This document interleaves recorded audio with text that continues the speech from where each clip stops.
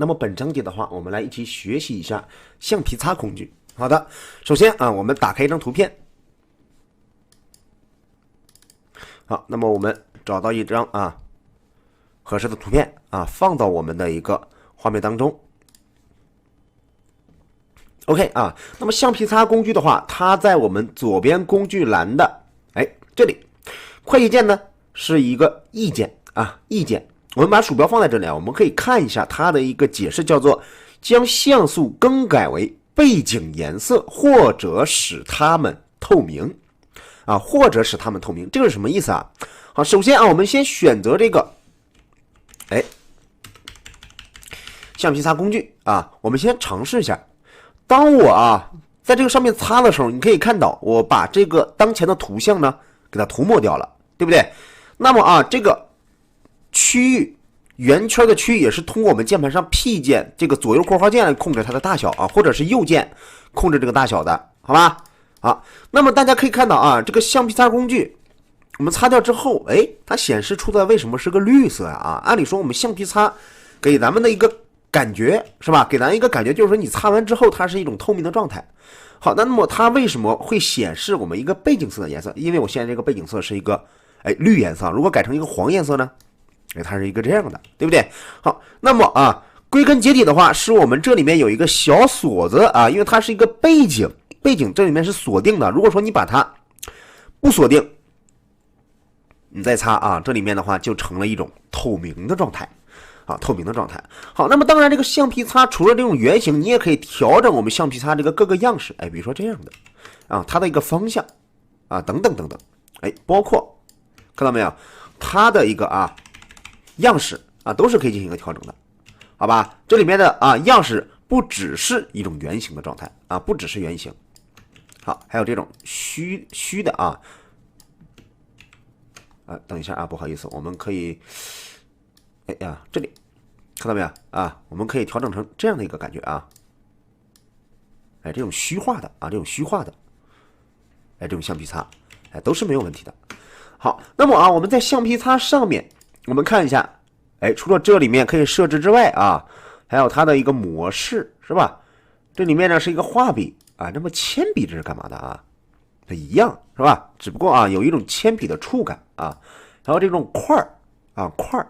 的话就是模拟我们的一种橡皮块的一种感觉橡皮块的感觉橡皮块的感觉。好，那么块的话它只是单一的一个小的这种像素块这种小的像素块。好，它不能够去调整我们的一个大小那么我们得设置到一般画笔用的比较多是吧？那么后面的话有不透明度、流量、平滑度这些的话我们都不进行一个讲解了，因为我们之前已经给大家说过了，对不对？好，我们擦一下就可以。好，看，那么这里面还有一个抹到历史记录以及一样也有一个对称的东西它呢就是垂直是吧？好，点击确定，我擦这里右边也会相同的给擦掉相同的给擦掉。这个的话是我们一个2019的新功能，我之前是不是也给大家讲过对不对？也给大家进行过一个讲解然后呢我们把这个对称给它关闭掉这里面有不同的这种对称性我们呢可以进行一个不同的玩法不同的玩法。好，不需要的话我们要关闭对称就可以了。这里面呢有一个抹到历史记录就是说我们把它我们找到这个历史记录在这里是吧？点击你会发现这里面呢我并没有是吧？并没有进行一个改变如果说你不点击好，它是个这样的，对不对？它是个这样的抹到历史记录就是它放在这里了放在这里了。好，但是呢这个状态呢是没有的这个状态是没有的，我们把它删除掉好，回来。好 OK 这个的话是一个抹到历史记录，但是我们用的非常的少那么后面的话我会给大家讲解一下关于这个历史记录画笔以及历史记录艺术画笔它的一个相关作用会用的比较多。那么这节课的话你只需要知道我们如果进行一个图片的擦拭啊，会经常用到我们的一个橡皮擦。如果说呢，你的背景是一种锁定的状态，那么擦出来这个效果，橡皮擦擦出来效果，它这块是个我再次锁定啊，它是不能擦了啊，再次锁定是不能擦了。但是如果说我回归到一开始啊，它是默认的一个背景的状态下，是可以进行擦除的啊。那么擦除的这个颜色呢，是我们的一个背景的一个颜色啊，背景的一个颜色。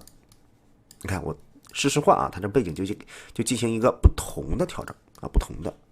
背景的颜色。那么一定要是啊，在初始的这个背景下，就是你一开始置入进来这个的背景下啊，或者是说我们 Ctrl 加 N 键，新建的这个图层的背景下，看到没有？如果说你把它解除掉啊，那么我再次上锁啊，点击这个锁定的话啊，它是不可以啊，不可以的，好吧？这是我们的一个就是区别啊，就是我们的一个区别。一般来说，我们都是给它把这个锁子锁掉，给它这个去除掉啊，然后进行一个擦拭的。好的，这个呢是我们今天需要给大家讲解的橡皮擦的功能。那么下节课的话啊，我们给大家讲解一下橡皮擦里面还有其他的一些啊，